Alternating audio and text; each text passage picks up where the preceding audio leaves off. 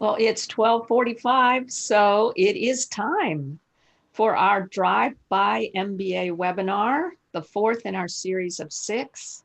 And today's topic, you can see it on the screen, how to manage your time and avoid personal burnout. That's something that as leaders we struggle with all the time, yet it is certainly more acute now during times of COVID-19.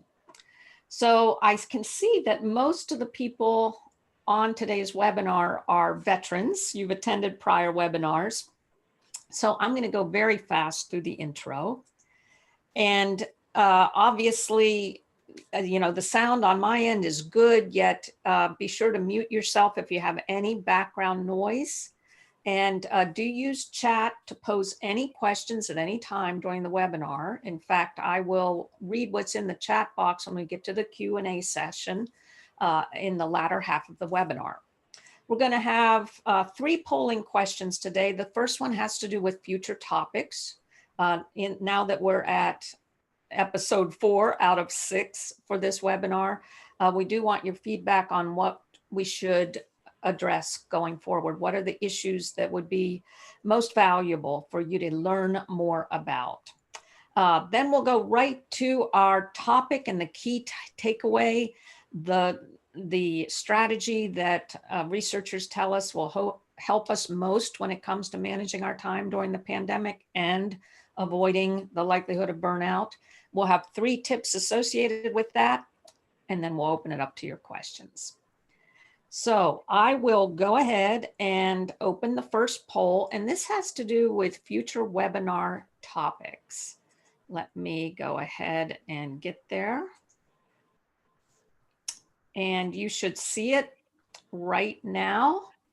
And you'll have a list of topics, and I would like you to choose 3 that you think would be most valuable to you relative to future webinars. So go ahead and read all 10 of them, and then just pick out 3. Usually the first 3 that pop into your brain are best.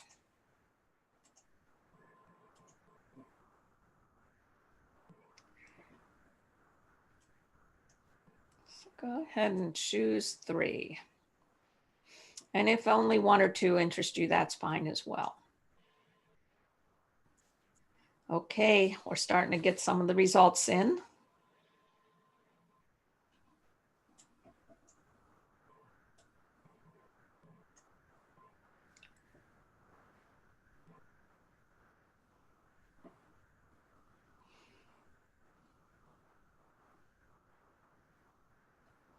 We still have some people logging into the webinar, so I'll admit them as they get here. So I've got that there are 6 of you on here, and we have 5 who have already weighed in. I'm going to give the poll here another 30 seconds, and then we'll close it out. Some people just joined. So go ahead and choose your topics. Let's see if we can get the 6th entry in here. And of course, if you have a topic that you fail to see on this list, then go ahead and suggest it in the chat box, and we'll be able to capture it there. Okay, we have all 6 of you in, so I'm going to end the poll, and I'm going to share the results so you can see them. All right, so the lines that are the longest are the most popular topics. So we've got identifying and managing my own triggers and communicating when I disagree with my boss. So those are definites as to future topics. And then we have a 3rd longest line. It's this one, getting out of the rut that we seem to be in. Yeah, I'm hearing that from my clients a lot. Well, I really appreciate this. The association really appreciates this. You had suggested the topics in a prior survey, and now we prioritize them. So thanks for that. All right, let's go on and go to our pulse point polls. And that has to do with today's topic. We actually have 2 questions here. One has to do with managing your time, and the other one has to do with your personal vulnerability to burnout. Now, remember, your answers in these polls are all confidential, anonymous, so please be very forthcoming. And as a matter of clarification, when you answer the question about burnout, we mean by that that you think you got to take time off, or you're just going to be ineffective on the job, or that you're on the verge of an angry outburst with someone or something, or you've stopped caring about your job, your team, or you're making a whole lot of mistakes and you just need a break. So that's what we mean by burnout. So let me go ahead and get that poll up for you. And here we go. You have 2 questions. The first one is about your employees being stressed. I'm sorry, I've got the wrong poll up. That was last week's. Let me go back. Let me go back to the right poll. Here we go. Okay, now you should see it. So go ahead and answer both questions. I'll give you time to do that. I'm sorry, we've got the wrong one up again. I apologize, folks. This has been, okay, here we go.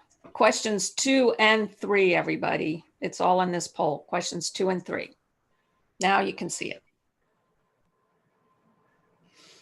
So go ahead and answer questions 2 and 3.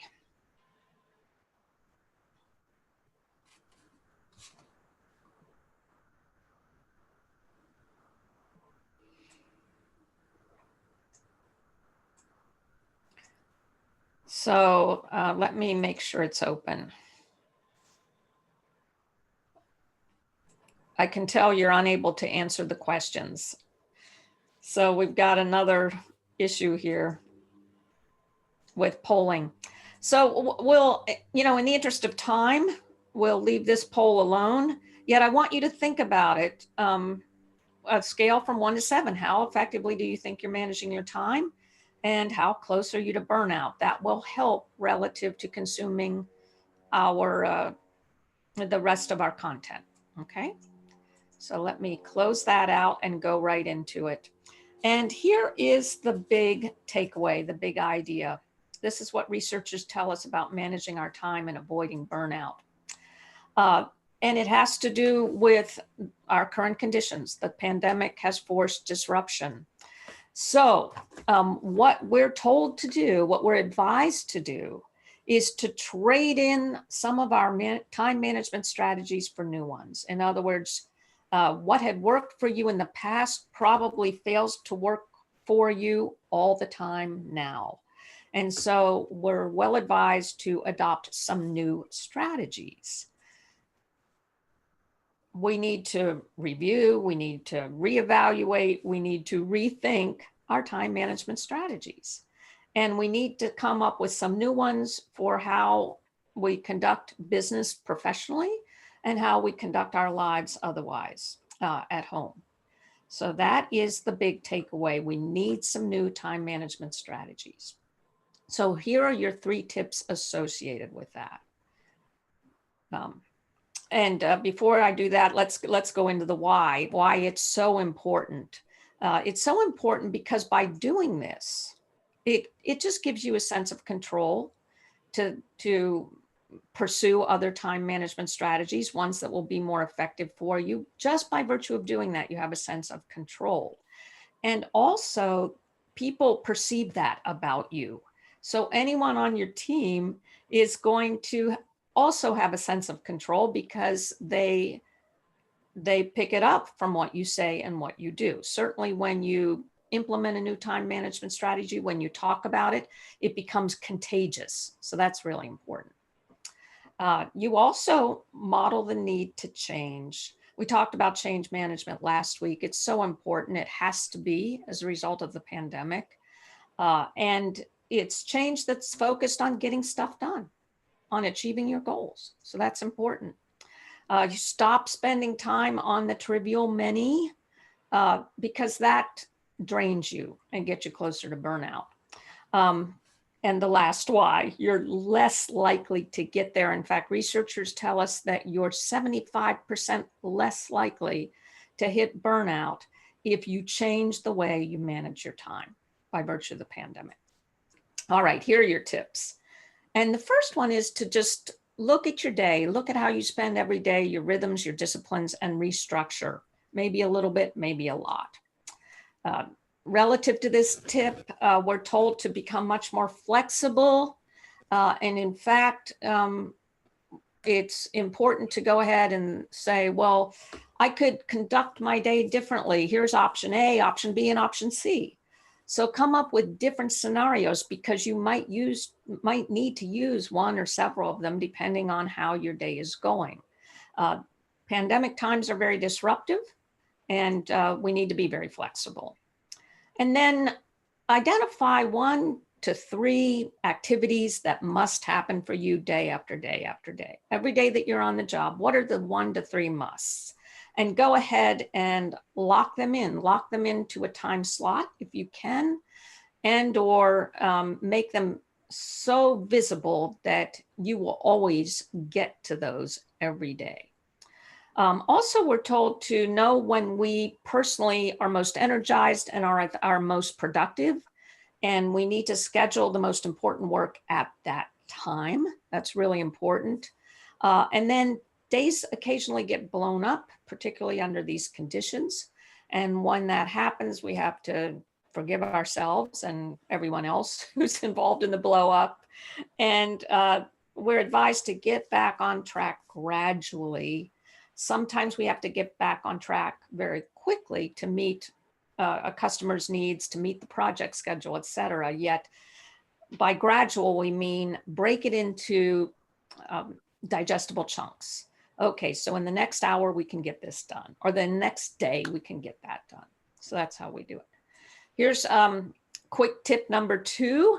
And we're told to adopt micro practices, which is just as it reads.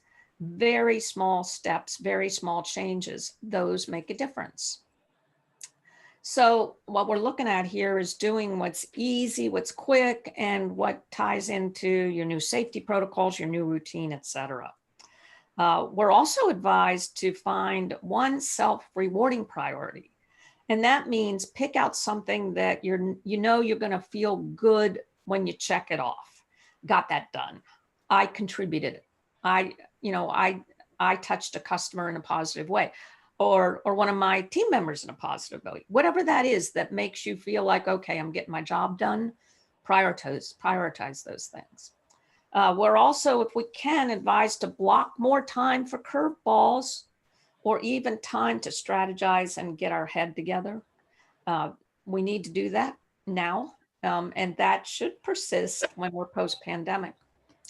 Also, these check-ins, which we've talked about in prior webinars, they're so vitally important, even if they're just to say hello to somebody. How are you doing? Hi, how are you today? Just checking in. That's actually a micro practice that will serve you very well. And lastly, establish them for your life on the job as well as personally. It works on both ends, the whole you.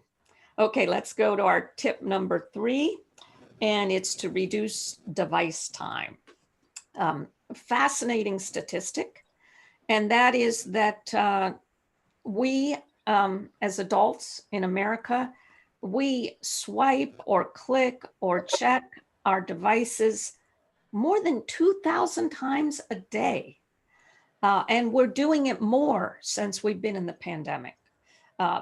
It's obvious why we're doing it more. It's because the world's turned upside down and we need access to information. Yet we need to reduce device time in order to be more effective managers and leaders.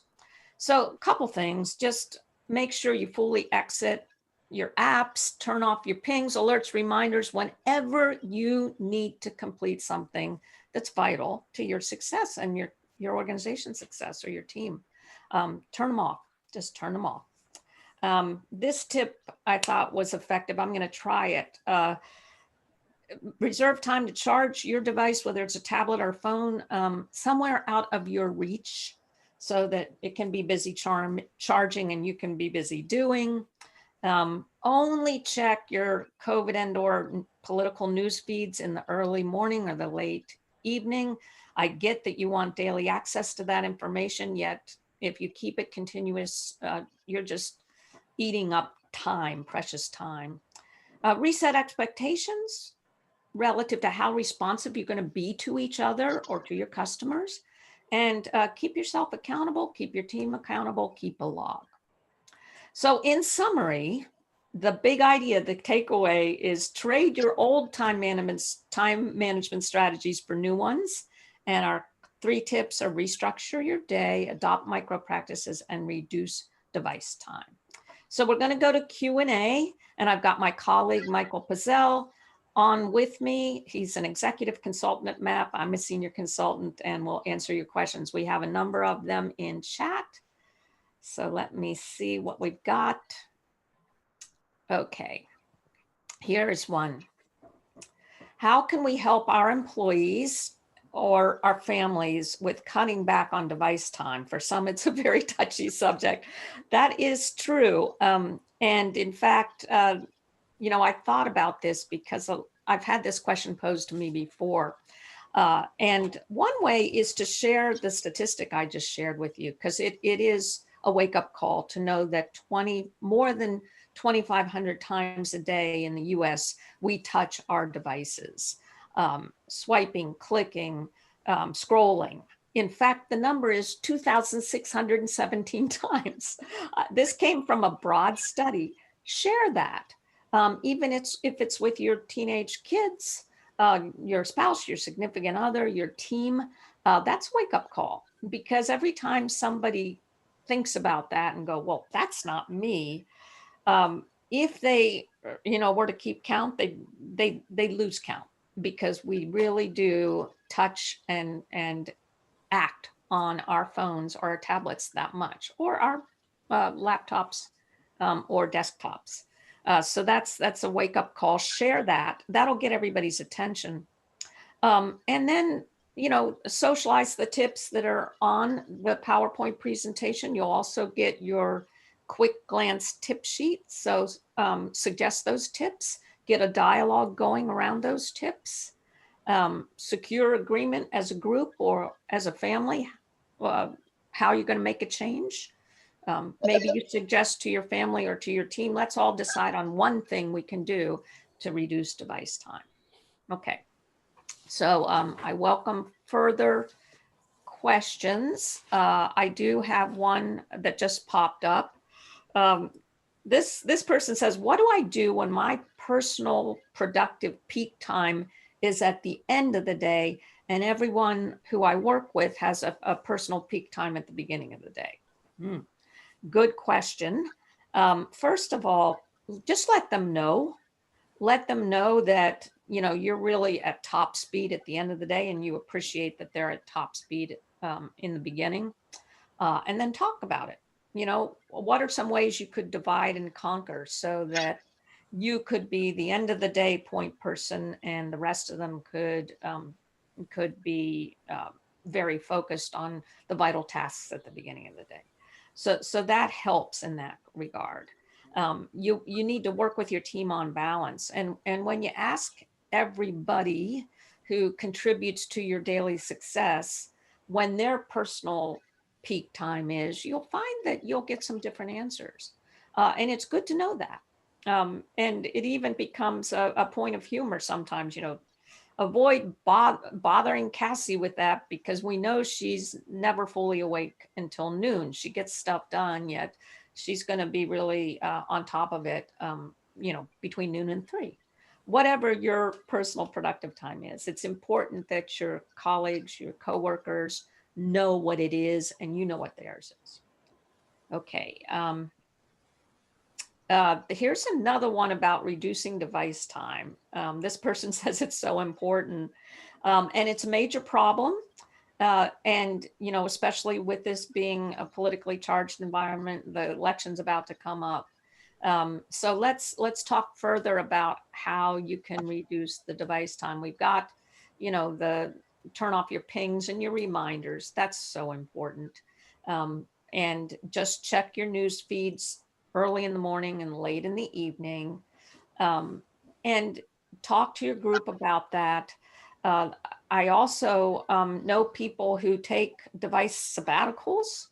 That's hard for me, yet I've had some clients who have said that worked, meaning one day a week, just go off the grid relative to your devices. One day a week. Could be a weekend, a Saturday or Sunday, or whatever your day off is, and just tell people who are important to you that you will be unreachable by phone, by text, by email.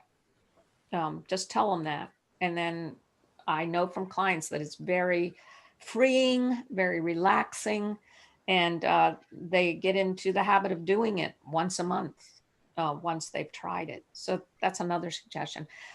You know, Michael and anyone from the association, if you have other suggestions, let's hear them now relative to reducing your device.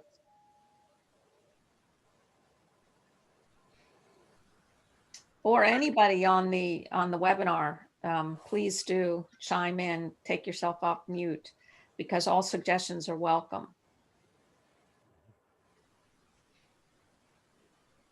Okay, we do have another question in chat, and we have time to get to it.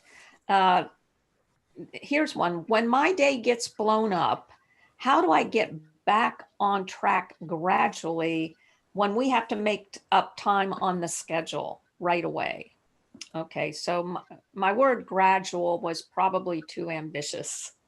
What we mean by that, because I do appreciate that, especially when you're working a project, you've got daily milestones, daily tasks, and one needs to inform and or precede the other in order for your project to proceed. So you got to get caught up really fast when your day gets blown up.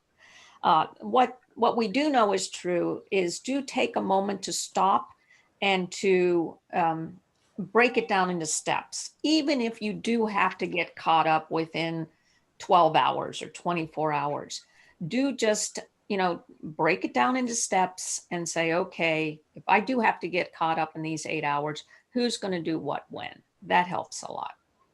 Okay. Anyone else? Michael, thoughts on that one? That when you have to get caught up real fast after something happens to your day that you have zero control of? I think probably the best way to approach it is just focusing on what's most important at the time. In other words, it's very difficult to multitask and be effective. And I know we've all had these kind of fire drills that'll come up, but I find myself constantly saying, is this the most important thing to be doing at this time? Yeah. And how to do it, and or also get other resources to help you if they're available. Okay. Yeah, good. The next question in chat has to do with reducing your device time. And it says, do you feel that a device sabbatical can occur while you're on a vacation, as in not being available by phone? And absolutely, that's in fact a best practice. As much as you can truly take a vacation so that you can clear your head as well as, physically be in a different environment, or just doing things, getting to your projects at home when you're officially off work. It is a best practice to let people know, if it's vitally important, then you can do this in order to get to me. Otherwise, I'm off the grid. And that's a great time to take a device sabbatical. Great time. So I've got another one here, and we do have time. What other micro practice suggestions do you have other than the ones you showed on the slide? Okay. Again, I'd love to hear from anybody who is participating in our webinar. Yet some of those that I've heard related to our current conditions with the pandemic are to build in time in your calendar to get through the safety protocols. for you to get through any safety protocols that you must adhere to, as well as for your team, so that meetings will take longer as people need to get socially distanced and have their masks or wash their hands afterwards and so forth. Even those seem like short intervals, they do eat up part of your day. So go ahead and build that time into your calendar. If a meeting typically is 30 minutes, then at least block out 35 minutes. Because there are some safety protocols associated with it. Or if you're virtual, there's probably some technology that you gotta manage through, navigate through to start and stop your meeting. So build in more time just by virtue of the new safety protocols that we all have to adhere to. That's important. One client gave me this tip relative to a micro practice. And what he told me is he's washing his hands several times a day for obvious reasons. So, we're supposed to wash our hands for 20 seconds, right? And many of us are doing that. He said he's into the habit now of, while he's washing his hands, he's taking stock of what's happened so far in the day and what needs to happen for the balance of the day. And he said it's been very helpful to him. So you might consider that. Somebody else told me that they've reserve time on their daily calendar for drop-in visitors. And it's just 15-minute slots, and it's at the same time every day. And it's helped him, and it's helped the people who report to him be more productive and more focused and concise with the issues that pop up. Okay, let's see. I'm kind of thinking through some other micro practices. This one, work with your colleagues, other leaders in your company to agree to meeting buffers. In other words, in between regular meetings, whether it's with your team, it's with them, it's with others in the organization, agree that there will be a minimum of, and I'd recommend 20 minutes in between each regular meeting to give people just the physical break that they need to maintain their sanity. And then another micro practice is, if you have yet to do so, start publishing your calendar for everybody to see. It's good to do that after you restructure your day and build in some of these buffers, yet just publish it so people know your plate's really full. Okay, so we are closing in. We have a couple more minutes. We have time for another question, yet I also welcome any of you on the webinar to come off mute and share your ideas relative to the good questions that have been posed in chat.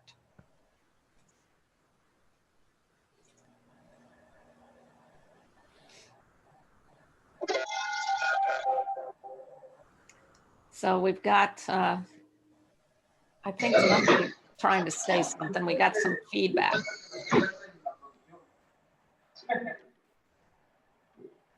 Okay.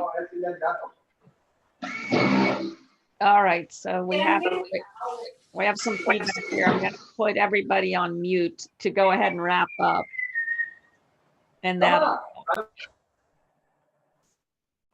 Okay.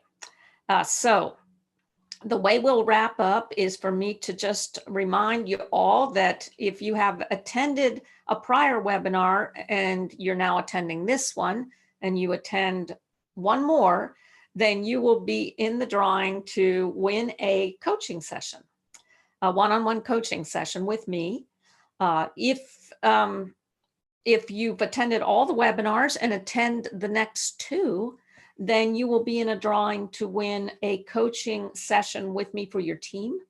And your team is those of your choosing, as well as you will have the opportunity to win, rather than in addition to, it's two Apple Watches, his and hers.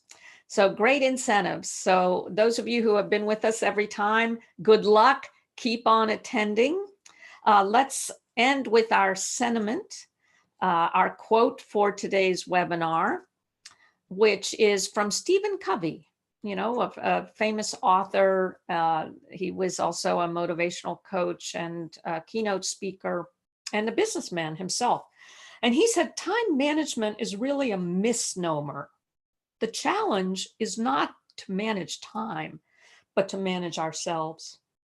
And that's really at the heart of today's takeaway, is we need to change the way we manage our schedules, our calendars, our days, particularly given the disruptive conditions that we're living under, which will put us in control and reduce the likelihood of burnout. So good luck, everybody. It was good to see you today. And I look forward to our next webinar, number 5. I'll go ahead and close out our session.